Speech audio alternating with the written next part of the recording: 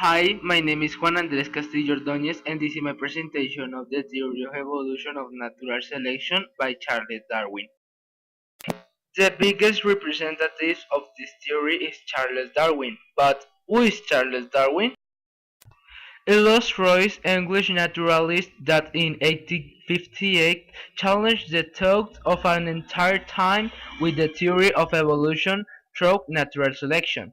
He is the son of a wealthy family with an immense interest in animals and nature.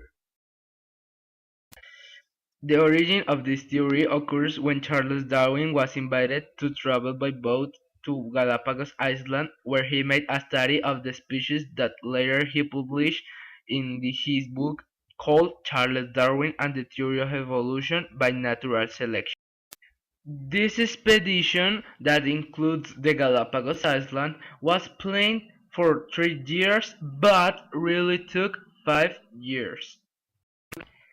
Places visited by the expedition include Canarias Island, Cabo Verde, Salvador de Bahía, la Patagonia, Estrecho de Magallanes, Galapagos Island, Australia and Tasmania.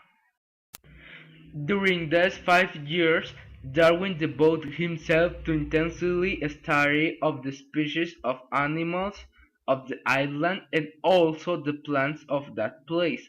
In other words, the study of the flora and fauna of the Galapagos Island. On the Galapagos Island, there lives a group of birds called finches. There are 13 species in this group. These species have diverse ecologies. Some eat seeds, some eat insects, some eat fruits, and some even eat cactus. Although the bodies of these species look fairly similar, their breeds are very different. That is because it is their beak that is adapted to these diverse ways of feeding. In conclusion, as we see in the example, on an island the birds ate seeds and in the other peanuts. When the population increased and food declined, only survived those birds that were able to eat seeds and peanuts. That is the natural selection, evolved to survive. The theory of Darwin leaves us two theses. The first is that all had a common ancestor, but over time the species were accumulating differences.